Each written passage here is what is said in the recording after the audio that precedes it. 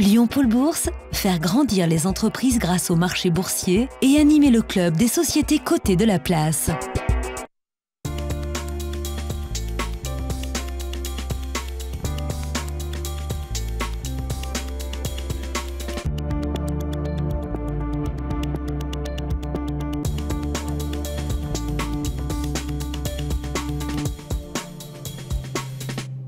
Bonjour et merci d'être fidèle au rendez-vous des entreprises régionales cotées sur TLM. Bourse et Valeurs donc, à suivre cette semaine SBT, l'entreprise dont Michel Noir est le président du conseil de surveillance et dont les actionnaires fondateurs veulent vendre leur participation en bourse à 7,70 €. SBT affiche une baisse de 9,4% depuis le 1er janvier, de 1,8% depuis un an. En revanche, sur 3 ans, SBT affiche un gain de 108%. La valeur de la semaine, c'est le groupe SEB, dont nous accueillons le directeur général adjoint Finance, Vincent Léonard. Bonjour, merci d'être avec nous. Alors, pour le groupe SEB, encore un très bel exercice 2018 à tout point de vue. On va commencer déjà par l'activité, les ventes. Oui, les ventes, encore comme vous le dites, une excellente année de croissance, à 7,8% de croissance à devise constante, donc très tonique. Ce qui fait un chiffre d'affaires global de 6 milliards 812 millions. Voilà, pour être très précis. Donc on approche les 7 milliards. Vraiment, le groupe a pris une échelle significative. Si on regarde par grande zone géographique. Voilà, par grande zone, la Chine continue à tirer la croissance du groupe à 25% de croissance l'an dernier, après une année 2017 à 25% également. Et là-bas, vous faites déjà 1,6 milliard. On fait 1,6 milliard d'euros de chiffre d'affaires sur le marché domestique chinois. Continent américain. Et puis, alors, continent américain plus difficile pour l'Amérique du Nord en 2018, où on est en léger retrait. Une distribution locale très perturbée par les transformations générées par l'e-commerce, la croissance du e-commerce. L'Amérique du Sud, bien, à 8% de croissance. Et puis en Europe, voilà. l'Europe de l'Ouest, pénalisée par la France, qui fait une année légèrement négative. Un marché du petit électroménager qui était difficile. En particulier sur les catégories, sur le groupe est très fort.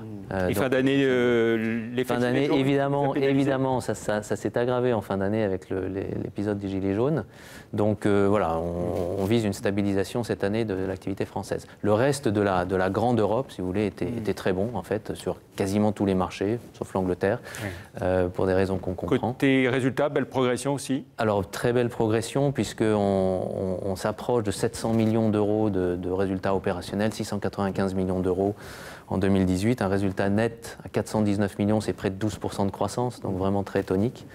Et puis génération de trésorerie, ce qui est important pour nous, qui est important pour toute entreprise, qui était très bonne et qui nous a permis d'atteindre nos objectifs de désendettement, l'objectif sur lequel on s'était engagé il y a plus de 2 ans au moment de l'acquisition de VMF.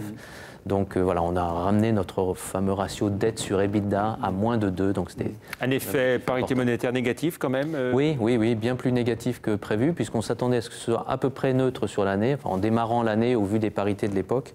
Et puis on a encouru une 50aine de millions d'euros d'effets défavorables, ainsi que les matières premières qui étaient défavorables également. Donc tout ça s'est fait dans un environnement quand même assez pénalisant, puisque 100 millions d'euros de devises et de matières premières. Et puis des difficultés de la distribution dans pas mal de marchés. Nos partenaires traditionnels doivent s'adapter au nouveau monde avec des concurrents online de plus en plus puissants. Vous continuez vos développements sur les marchés à café professionnel avec une acquisition aux États-Unis? Absolument. Donc café professionnel, source de grande satisfaction puisqu'on fait plus de 17% en café professionnel sur 2018. Voilà. Et tellement, après la très belle acquisition donc en Allemagne. Après l'acquisition de VMF, c'est ça, c'est le business de VMF qui fait ça. Et puis tellement convaincu que c'est un beau business qu'on a fait une nouvelle acquisition d'une petite centaine de millions d'euros de chiffre d'affaires aux États-Unis qui s'appelle Wilbur Curtis. On a fait ça en tout début d'année. C'est le numéro 2 du business du café filtre aux États-Unis. Donc nous, on n'est pas dans le café filtre, on est dans les cafés espresso, un peu à l'européenne.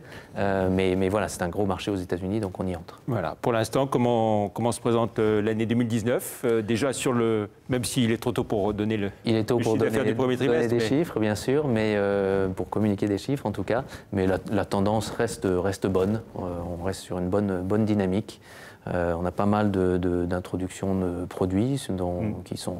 Voilà. Toujours la carte de l'innovation, oui. Voilà, bien sûr, on joue l'innovation. C'est en particulier dans l'environnement un peu perturbé de distribution qu'on connaît. Il faut être celui qui apporte de l'innovation. On n'est pas le seul, mais on veut être de ceux qui apportent le plus d'innovation.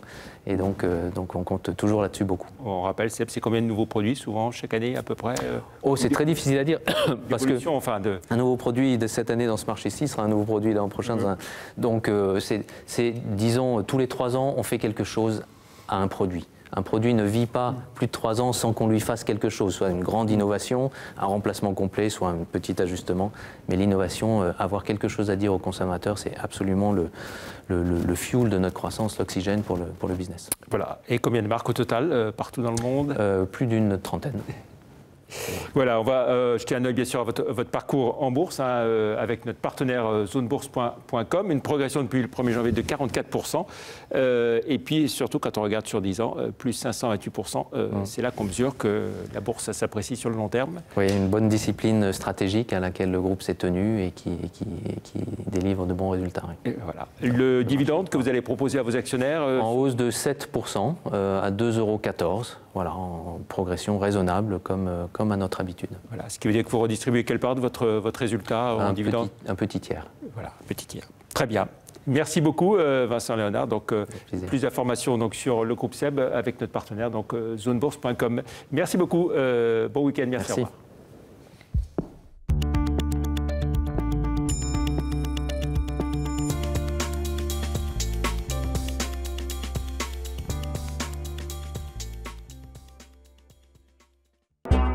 Lyon Pôle Bourse, faire grandir les entreprises grâce au marché boursier et animer le club des sociétés cotées de la place.